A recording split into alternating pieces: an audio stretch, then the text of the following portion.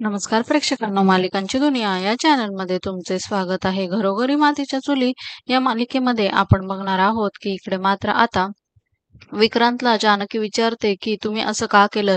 तेव्हा मात्र विक्रांत सांगतो की माझं शर्वरीवर जीवापाड प्रेम आहे आणि त्यामुळे तिच्या डोळ्यामध्ये पाणी आलेलं मला सहन होणार नाही। कुठल्याच गोष्टीमुळे मी तिच्या डोळ्यामध्ये पाणीच बघू शकत नाही, त्यामुळे मी तिला हे कधीच सांगणार नाही। दुसरीकडे मात्र आता लगेचच तो जानकीलाही हात जोडून विनंती करतो, परंतु जानकी म्हणते प्लीज तुम्ही असे हात जोडू नका। मला तर खरंच फार कौतुक वाटतं आहे तुमचं, आणि तुमचं त्यांच्यावर इतकं प्रेम आहे हे बघून खरंच फारच अभिमान वाटतो आहे। पण कधी जर त्यांना आज उद्यामध्ये ही गोष्ट कळली आणि आपण त्यांच्यापासून हे लपवतो आहे हे जर त्यांना समजलं तर ते खूपच खचून जातील आणि त्यांना फार त्रास होईल। तर मात्र विक्रांत म्हणतो त्यामुळेच आपण ही गोष्ट त्यांच्यापासून लपवायची आहे आणि तिला अजिबातच सहन होणार नाही ही गोष्ट, असं म्हणून आता तो जानकीलाही विनंती करतो की प्लीज वहिनी तुम्हीही तिला काहीच सांगू नका।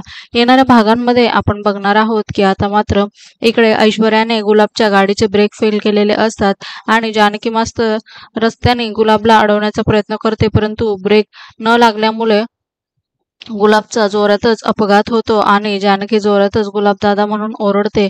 इकडे आजी ऐश्वर्याला सांगते की दोघांचे रिपोर्ट आले आहे, दोष मात्र विक्रांतमध्ये आहे। हे ऐकून मात्र आता ऐश्वर्या म्हणते हाच चान्स आहे शर्वरीला आपल्या बाजूने वळत करून घ्यायला।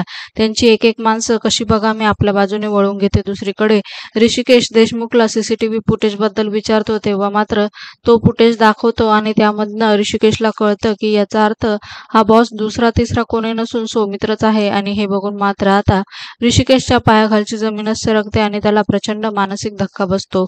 मालिकेच्या अशाच नवनवीन भागांसाठी आपल्या चॅनलला नक्की लाईक करा, शेअर करा, सबस्क्राईब करा।